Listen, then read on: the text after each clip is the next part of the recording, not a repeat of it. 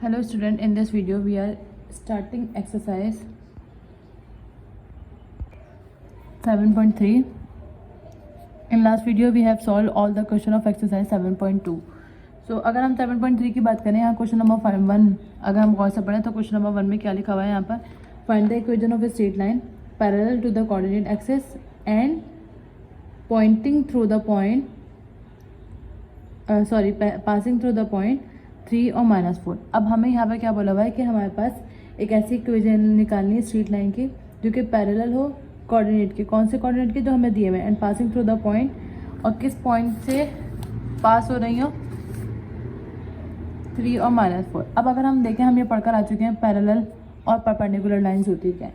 अब क्योंकि parallel line का बोला है, अगर हम ये दो लाइन है, ये दो लाइन हमें दी हुई है, अगर हम इसकी या फिर अगर हम इन दो लाइन को भी छोड़ें, हमें ये लाइन्स दी हुई हैं, एक मैंने इस तरह से बना दी, एक और इस तरह से बना दी। ये क्यों बनाए?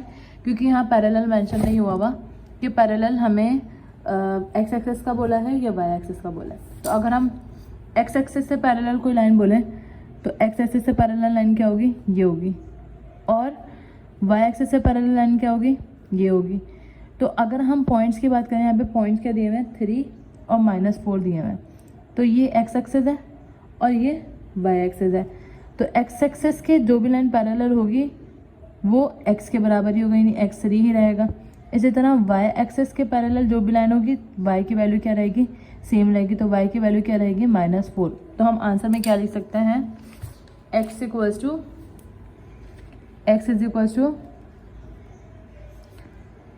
3 और y is equals to -4।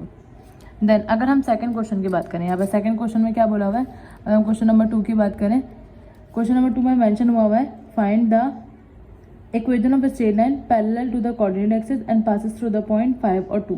Same यहाँ पर भी यही बोला हुआ है। तो क्वेश्चन नंबर 2 में भी क्या लिखा है, find the equation of a straight line. Straight line भी की इक्वेशन मालूम करनी है, जबकि हमें आगे पॉइंट क्या दिया हुआ है, parallel to the coordinate axis and passing through the point 5 और 2। अब यहाँ पर सेम क्वेश्चन हमें वही दिया हुआ है, बट इसमें वैल्यूज चेंज दी हुई है। यहाँ पे कोऑर्डिनेट क्या दिए हुए हैं, 5 और 2, और तो एक्स कोऑर्डिनेट क्या दिए हुए हैं, 5 और 2। तो हम इसको अगर इक्वेशन फॉर्म में लिखें तो इक्वेशन फॉर्म में किस तरह से लिख लेंगे, x इज इक्वल्स टू 5 और y इज इक्वल्स टू 2, यानी कि सेम वही मेथड। अगर इक्वेशन अगर हम डायग्राम के थ्रू देखें तो x इज इक्वल्स टू 5 आ जाएगा और y इक्वल्स टू क्या आ जाएगा, 2 आ जाएगा। तो हमें ज़्यादा वर्किंग करने की जरूरत नहीं है, सेम जैसे हमने पहले पार्ट में करा था वैसे ही इसको पहले क्वेश्चन में करा था। x की वैल्यू 5, ये x एक्सिस होता है, क्योंकि y की वैल्यू 2 ही है, तो 2, y की वैल्यू क्या आ जाएगी, 2।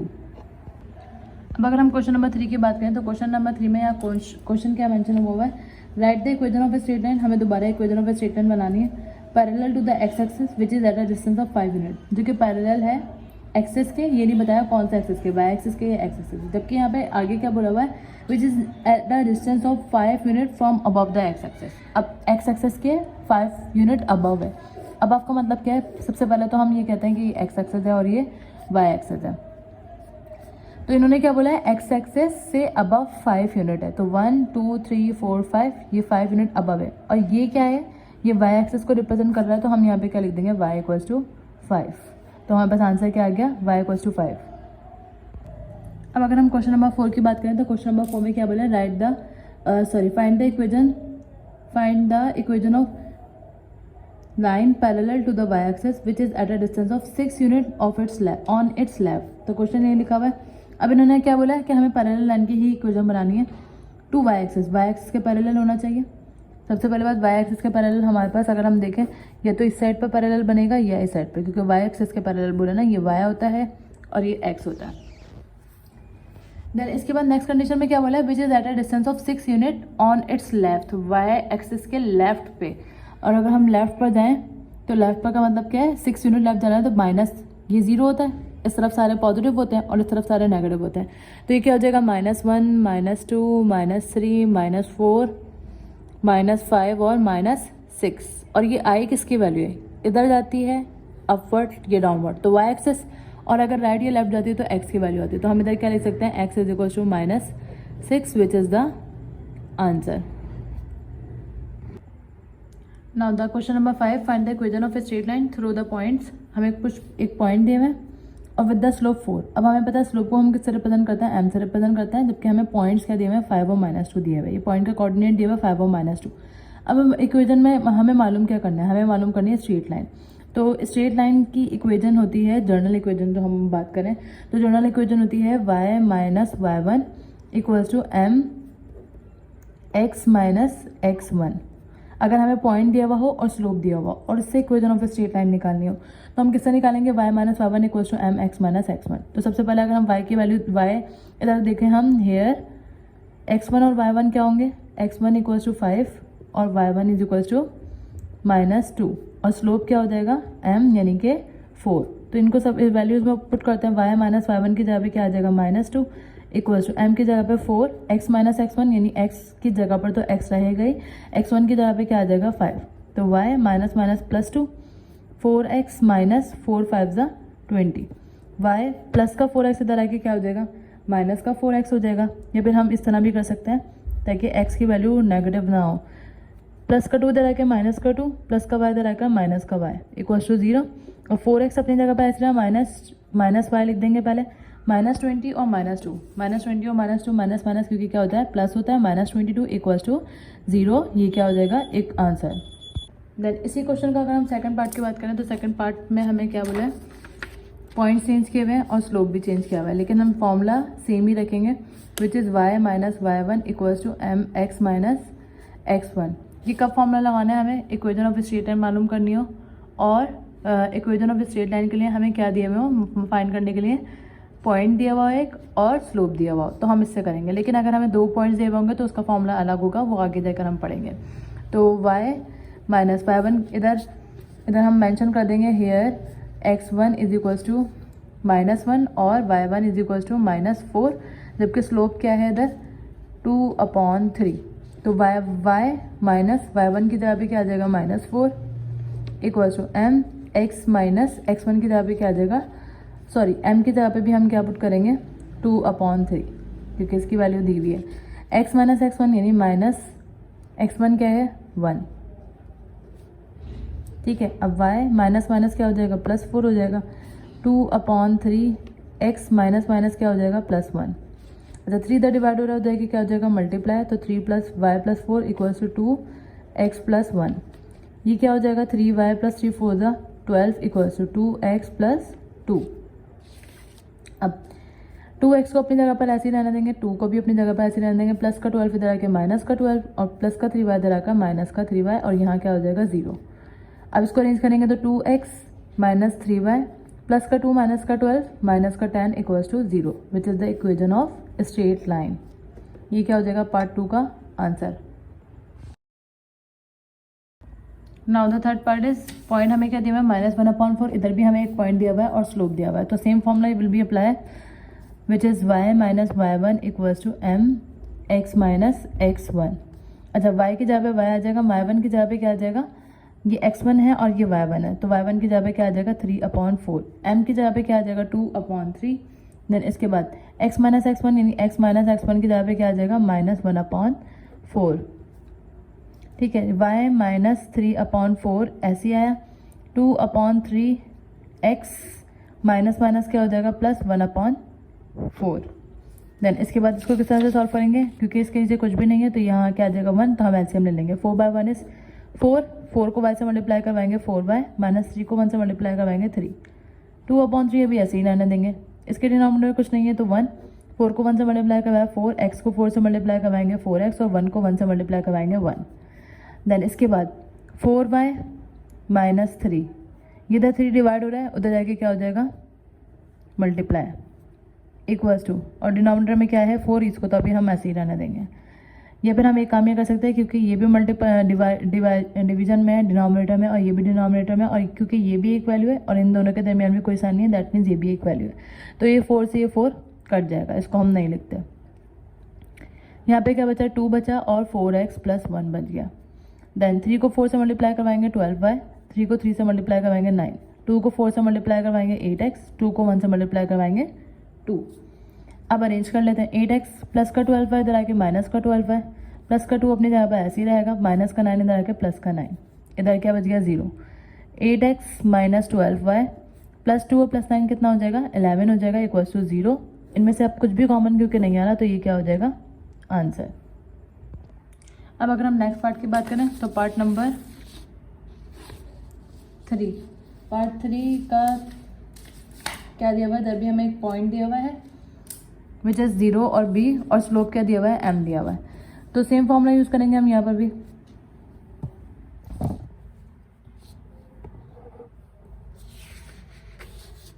क्या है formula, y minus y1 is equals to mx minus x1। तो यहाँ पे x1 y1 क्या है, 0 और b।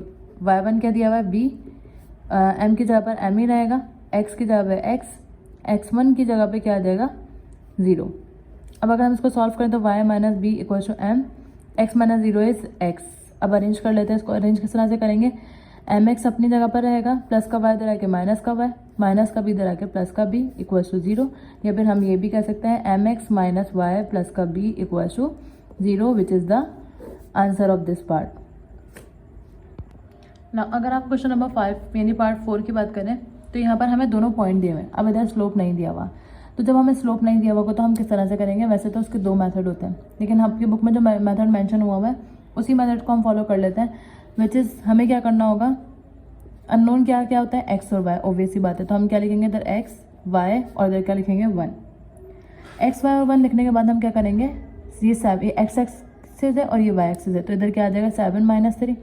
इसी तरह -4 और 1 है, तो -4 और 1, और इसके नीचे क्या आएगा, 1 ही आएगा। और इधर हम लगा देंगे डिटर्मिनेंट।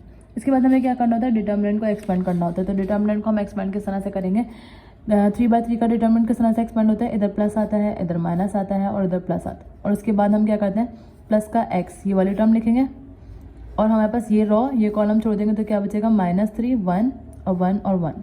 देन ये -y, इस रॉ को और इस कॉलम को क्लास फर्स्ट ईयर में आप लोग चैप्टर 4 मैट्रिसेस पढ़कर आ रहे हैं, तो उसमें इजीली आप लोग को ये पता होना चाहिए कि 3/3 का डिटर्मिनेंट को हम किस तरह से सॉल्व कर दें। तो ये रॉ, और अगर हम ये कॉलम को लेफ्ट कर दें तो यहाँ क्या बचेगा, 7 - 4 और 1 1, 7 - 4 और 1 1।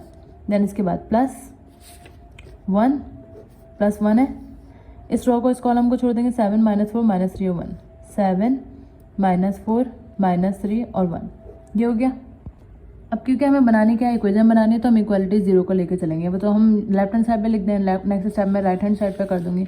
इधर हमने क्या कर दें, लिख देना, क्योंकि हम एक्सपेंड कर रहे हैं तो हम इधर लिखेंगे कि एक्सपेंडिंग बाय रॉ के हिसाब से करा है, रॉ के हिसाब से करा, तो एक्सपेंडिंग बाय रॉ 1। अब इसको सॉल्व करते हैं।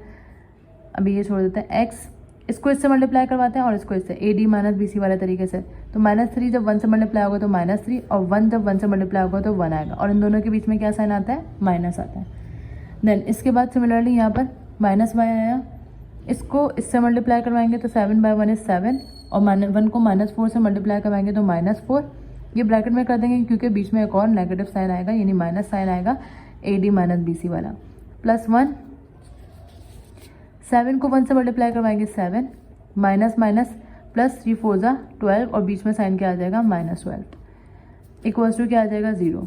अब x -3 और -1 -4, क्योंकि माइनस माइनस क्या होता है, प्लस, माइनस y ऐसी है 7 माइनस माइनस +4 +1, 7 - 12 इज 7 में से जब हम 12 माइनस कराएंगे तो -5 इक्वल्स टू 0। अब हम सॉल्व कर लेते हैं इसको। ये क्या हो जाएगा, -4x हो जाएगा, ये क्या हो जाएगा, -y, 7 + 4 is 11, y plus minus -5 equals to 0। और हम इसको से अगर हम माइनस कॉमन ले लें तो इधर क्या हो जाएगा, 4x + 11y + 5 इक्वल्स टू 0। और अगर हम इसको इक्वेशन बनाएं, माइनस इधर मल्टीप्लाई और इधर के डिवाइड हो जाएगा तो 0 से तो खत्म हो जाएगा। यहाँ पे क्या बचा, 4x + 11y + 5 equals to 0 which is the equation. Now next part, okay अगर हम 7 पार्ट की बात करें तो 7 पार्ट में भी यहाँ पे 2 पॉइंट दिए हुए, तो जब भी 2 पॉइंट देंगे तो हम डिटर्मिनेंट वाले मेथड से करेंगे। तो यहाँ पे क्या आ जाएगा, x y और 1, ये तो 1 1 आएगा। अब x की वैल्यू क्या दी हुई है, 5 और -3, और y की तरफ क्या दिया हुआ है, -5 और 3। अब हम इधर क्या लिख देंगे, एक्सपेंडिंग बाय R1 यानी रॉ 1। इधर क्या आएगा, x, तो इस रॉ को इस कॉलम को छोड़ देंगे, -5 3 1 और 1। फिर क्या आएगा, क्योंकि इस पर प्लस आता है, इस पर माइनस आता है, इस पर प्लस आता है, तो इधर क्या आ जाएगा, -y इस रो को इस कॉलम को छोड़ेंगे 5 माइनस 3 1 और 1, देन प्लस 1 इस रो को इस कॉलम को छोड़ेंगे तो 5 माइनस 3 माइनस 5 और 3, 5 माइनस 3 और माइनस 5 और 3।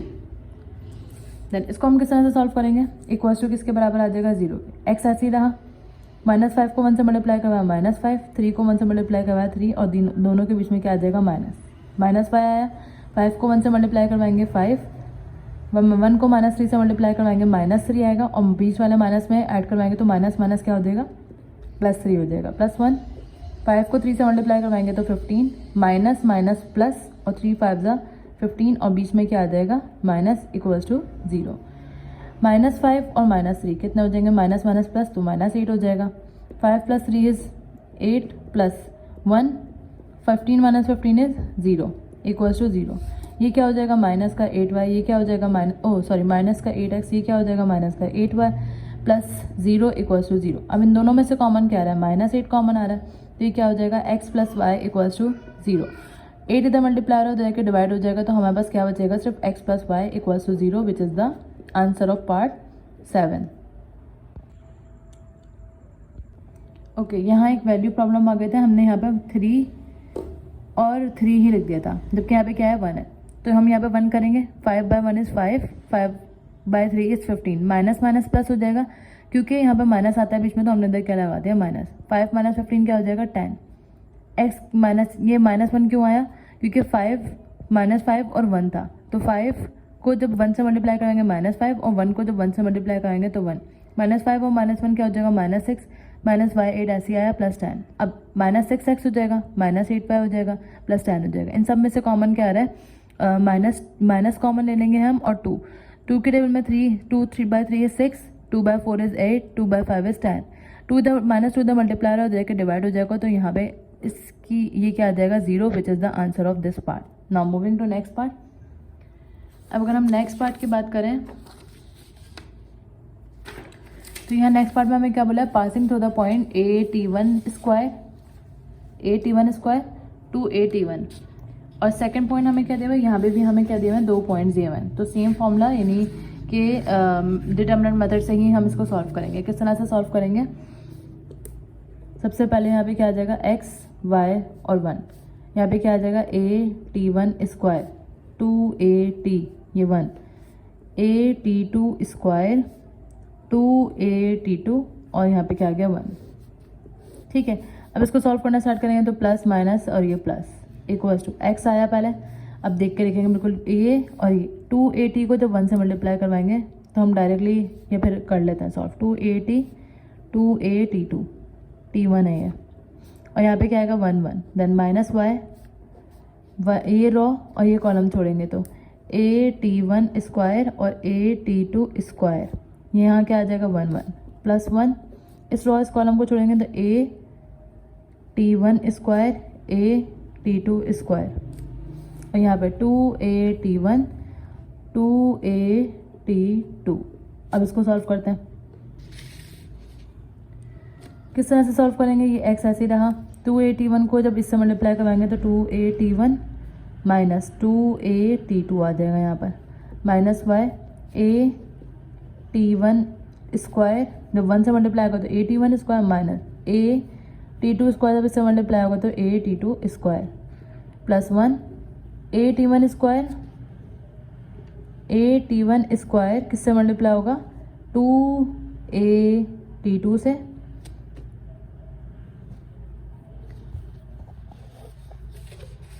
माइनस लगाएंगे बीच में 2AT1 किससे मल्टीप्लाई होगा AT2 स्क्वायर से, तो इधर AT2 स्क्वायर से मल्टीप्लाई होगा।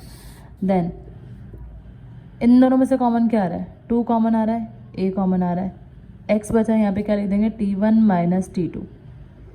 अच्छा माइनस वाई, इन दोनों में से कॉमन क्या आ रहा है, A कॉमन आ रहा है, क्या बचेगा T1 square minus T2 square plus 1। अच्छा अब पहले इनको मल्टीप्लाई करवा लेते तो यहाँ पे क्या आएगा A2 A square T1 square T1 square और T2 माइनस, इसको मल्टीप्लाई करवाते हैं 2 A स्क्वायर T1 और T2 का स्क्वायर इक्वालिटी किसके बराबर आ जाएगी, 0 के बराबर आ जाएगी। देन ये 2a(x) ऐसी रहा, t1 माइनस t2 ये भी ऐसी रहा, माइनस y a ये भी ऐसी रहा। ये a square minus b square किसके बराबर होता है, a माइनस बी और a प्लस बी के। तो t1 माइनस t2 और t1 प्लस t2 प्लस 1, इन दोनों में से कॉमन क्या आ रहा है, पहले कॉमन निकाल लेते हैं। तो 2a स्क्वायर कॉमन आ रहा है, t1 t2 कॉमन आ जाएगा, t1 t2 कॉमन आ जाएगा, क्योंकि t1 स्क्वायर है, इधर t1 है, इधर t2 है और इधर t2 स्क्वायर है।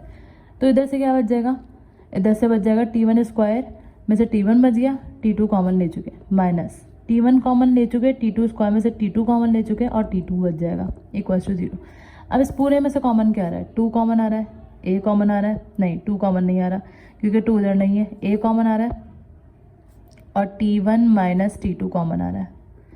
अब क्या बचेगा यहाँ पर, यहाँ पे बच रहा है 2x, t1 माइनस t2 तो कॉमन आ गया, यहाँ पे माइनस y बच रहा है, a कॉमन ले चुके, t1 माइनस t2 कॉमन ले चुके, क्या बच जाएगा, t1 प्लस t2 बच जाएगा, 2 नहीं लिया कॉमन, बच जाएगा a स्क्वायर में से a कॉमन ले लिया, t1 t2 बच गया और t1 माइनस t2 हम कॉमन ले चुके, तो इसको हम इक्वल्स टू 0, ये ख़त्म। ये पूरी वैल्यू इधर मल्टीप्लाई हो रही है, देखिए डिवाइड होगी तो 0 से ख़त्म हो जाएगी। हमारे पास क्या बचेगा इधर, सिर्फ 2x minus y t1 plus t2 और plus 2a t1 t2 equals to 0 which is the answer.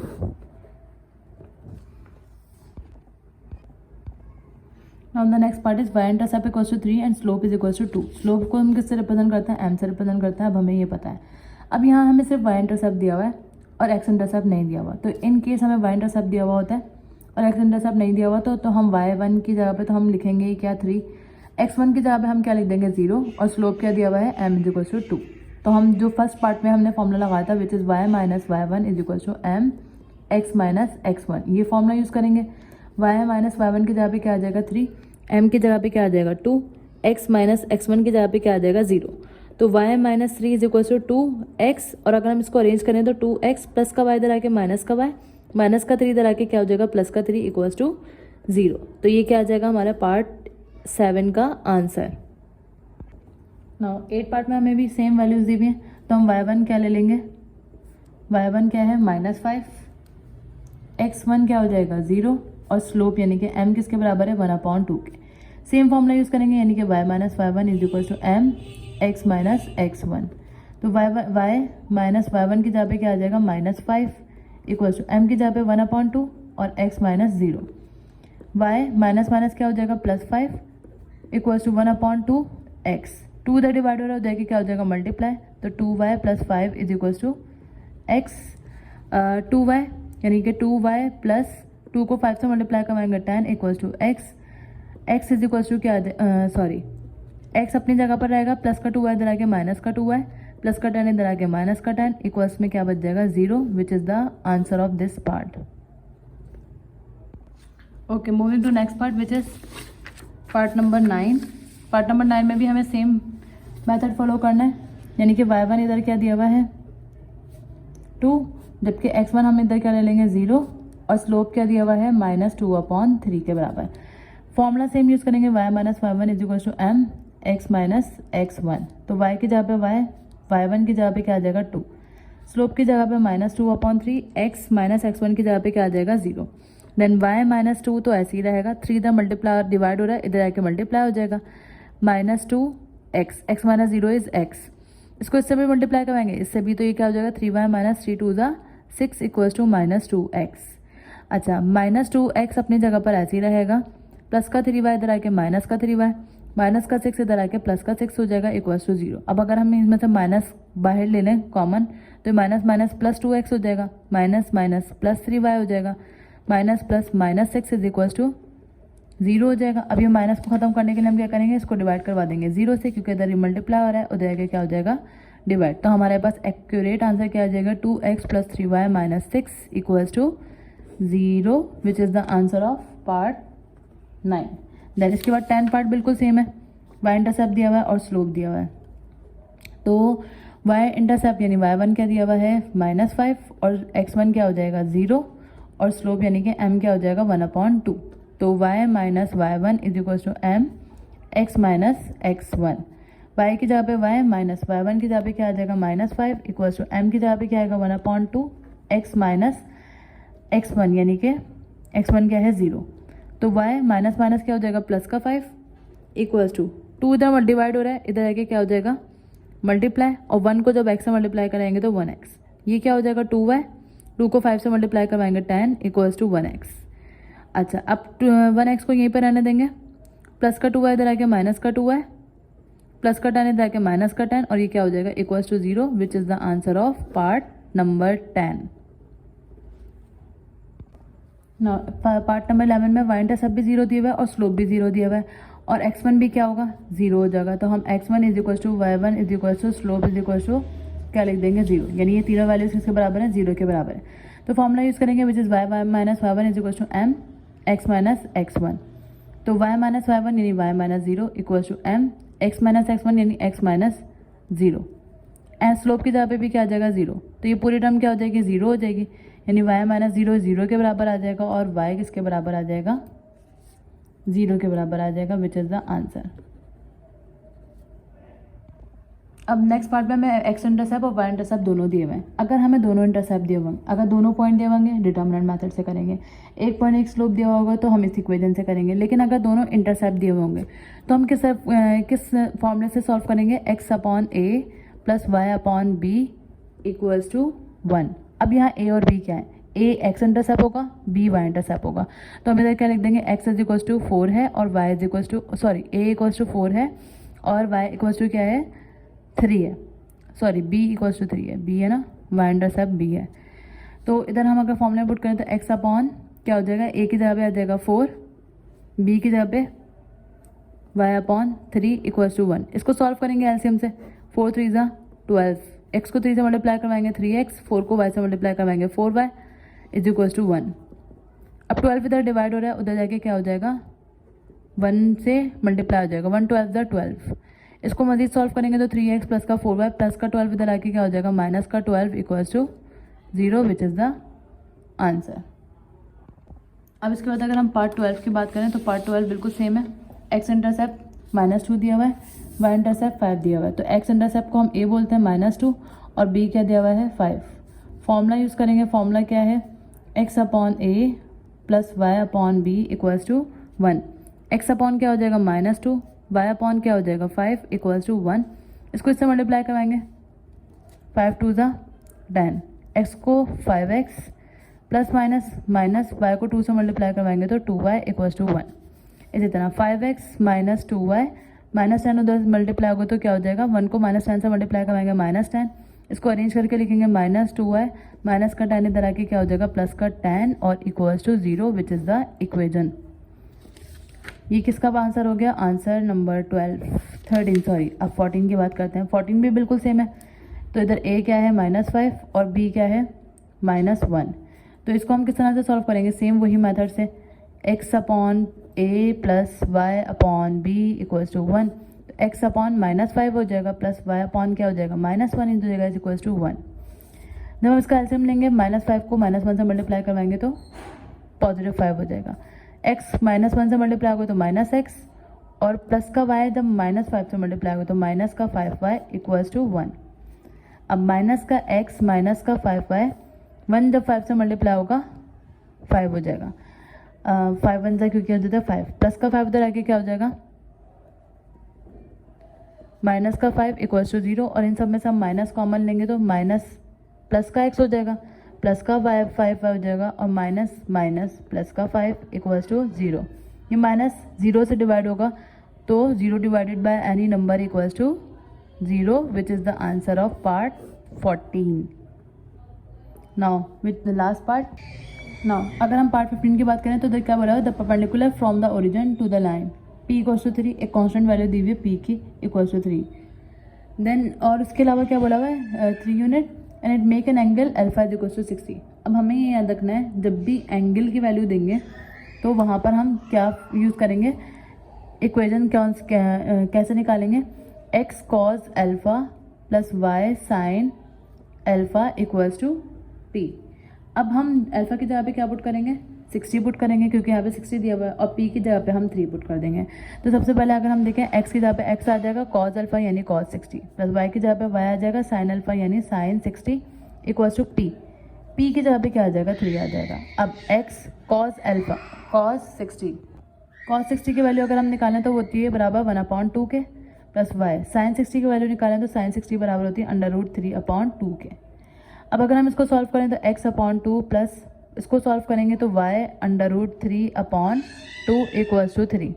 और हमें ये पता है कि जब भी डिनोमिनेटर सेम होता है तो हम उसका एलसीएम किस तरह से लेते हैं, डिनोमिनेटर को एक बार लिखा और न्यूमरेटर वाली वैल्यू को एक साथ लिख के इक्वल्स टू 3। अब इसको मजीद सॉल्व करेंगे तो 2 इधर डिवाइड हो रहा है, देखिए मल्टीप्लाई हो जाएगा, यानी x plus √3y equals to 2 3 6, x plus √3y ऐसे ही रहेगा, प्लस का 6 इधर आके क्या हो जाएगा माइनस का 6 equals to 0 which is the equation. ये क्या हो गया आंसर। अब अगर हम नेक्स्ट पार्ट की बात करें तो यहाँ p की वैल्यू क्या दी हुई है 3/2 और अल्फा की वैल्यू दी हुई है 150। तो हम सेम फॉर्मूला यूज़ करेंगे which is x cos alpha plus y sin alpha equals to p। तो x cos अल्फा का मतलब क्या है, x cos अल्फा की जगह पे क्या आ जाएगा cos 150 plus y sin 150 equals to p की जगह पे क्या आ जाएगा 3/2। ठीक है, तो अगर हम x cos अल्फा की cos 150 की वैल्यू निकालें तो x की जगह पे तो cos x आ जाएगा, cos 150 की वैल्यू होती है -√3/2 के बराबर, प्लस y की जगह पे y आ गया, sin 150 बराबर होता है 1/2 के बराबर इक्वल्स टू 3/2। अब इसको मजीद सॉल्व करें तो इसको हम सॉल्व करेंगे तो ये क्या आ जाएगा -√3/2x plus y/2 equals to 3/2।